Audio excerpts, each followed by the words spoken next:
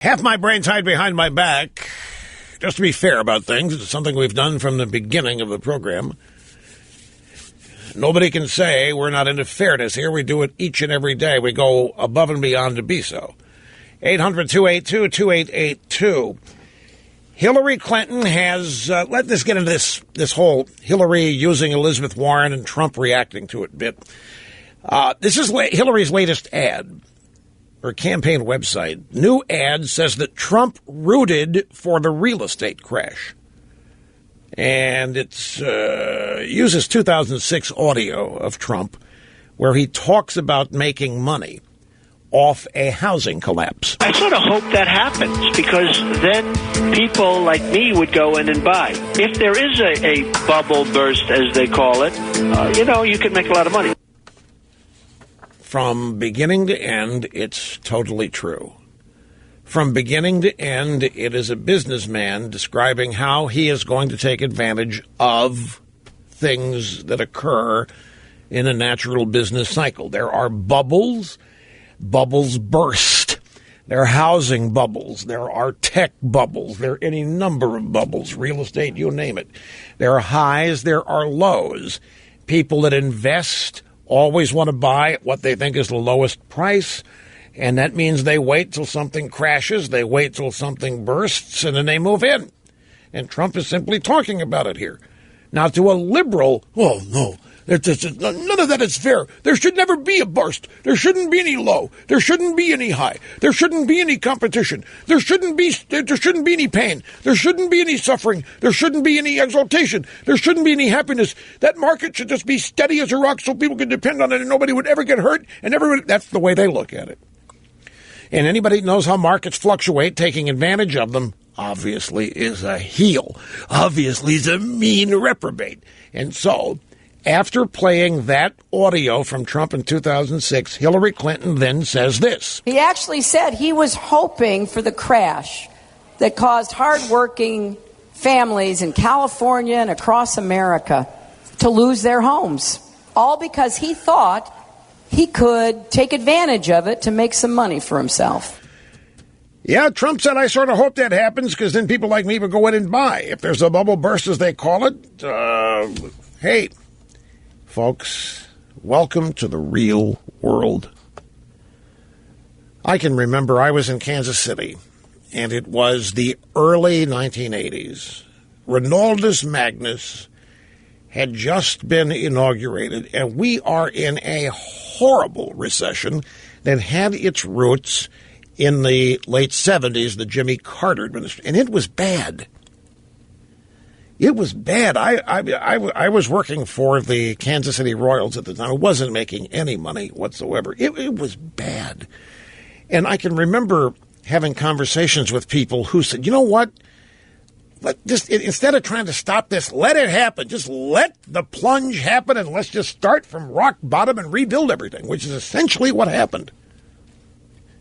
All kinds of people got hurt. The fact that there are people out there like Trumps and investors and so forth is nothing new. But people don't get hurt because of Donald Trump. The bottom line is people get hurt because of people like Hillary Clinton.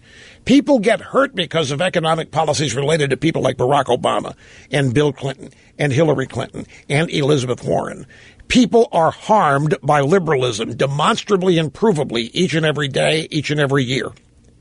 The evidence in the last 7.5 years in this regime alone is mountainous.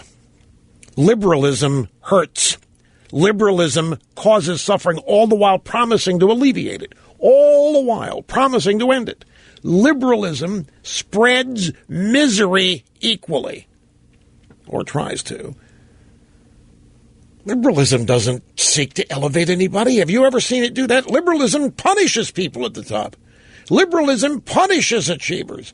Liberalism stigmatizes people who achieve, either in the classroom, in the business world, the athletic field of play, whatever. They are stigmatized. It's unfair. They need to pay a penalty for it, or they need to be penalized in some way, because it isn't fair. Liberalism doesn't raise anything. Liberalism doesn't lift it. By definition, it doesn't do so. Liberalism acknowledges that misery is the best you can hope for and that everybody ought to experience it. Liberalism promotes the idea that there isn't any exceptionalism. Liberalism promotes the idea that there isn't any real greatness. As Elizabeth Warren, you didn't build that. You didn't make that happen. You business owner, you factory owner, you big success story, you didn't make that happen. You didn't build that. You couldn't have done that without us. They deny success each and every time they can. They, therefore, have a deep resentment for people like Trump, who know how to capitalize on cycles in business. So, Hillary runs her attack ad claiming that Trump cheered on the housing collapse, which, by the way, her husband caused. It's kind of an important point, folks. The subprime mortgage crisis, Bill Clinton, Janet Reno. Bill Clinton, after he's following the lead of Jimmy Carter, demanding that all of these banks lend money to people, mortgages to people that can't ever pay it back. Because the dream, the American dream of home ownership was being denied by low-income people. It wasn't fair. And how can we have low-income people in homes when they can't afford a mortgage? We give them the mortgage. We make the banks give them the mortgage. We end redlining. We end all this. Anybody wants one gets one.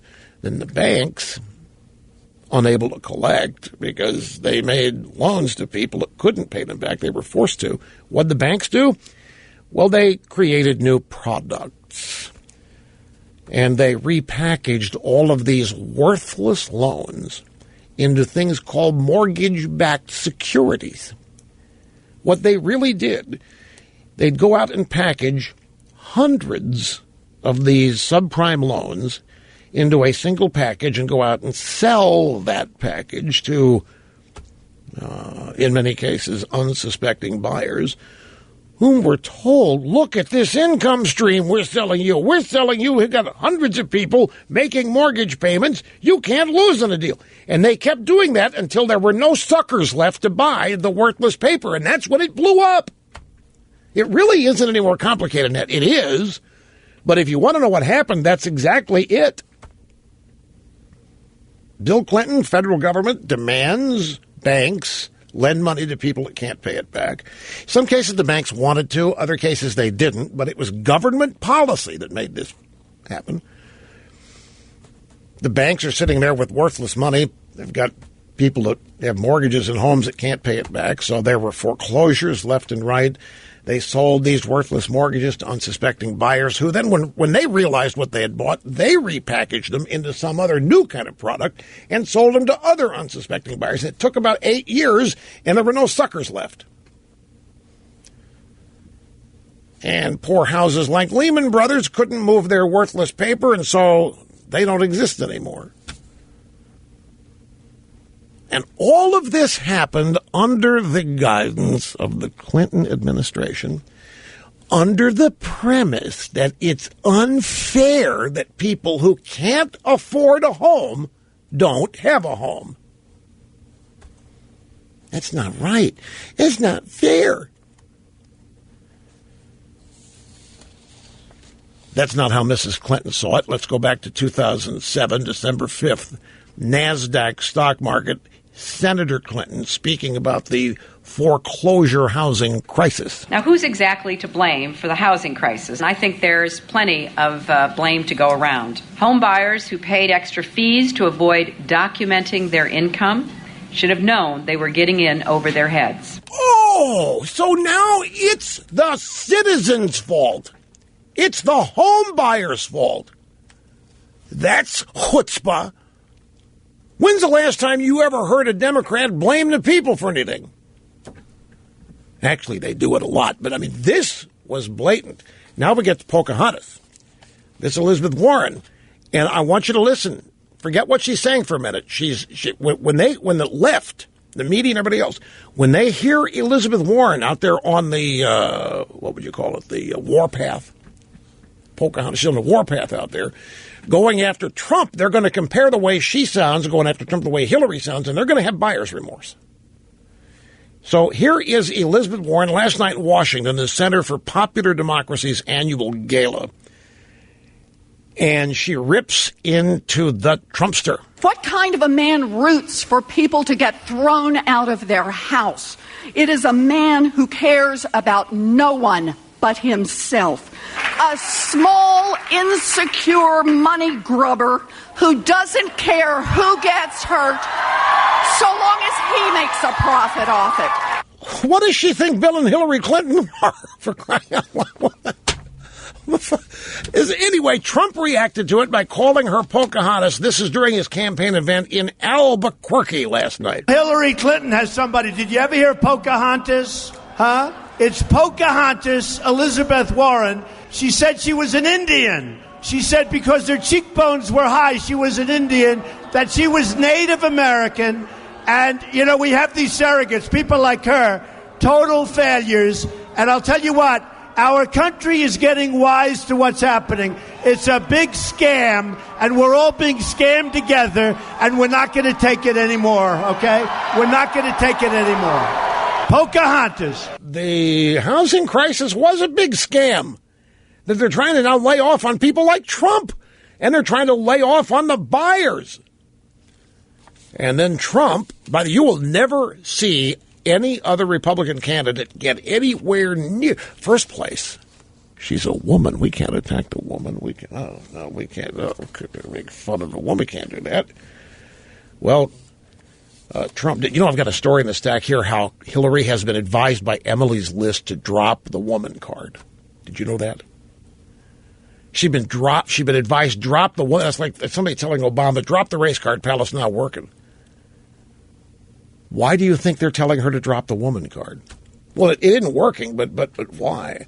Anyway, one more from Trump defending himself, mocking Hillary on the housing attack.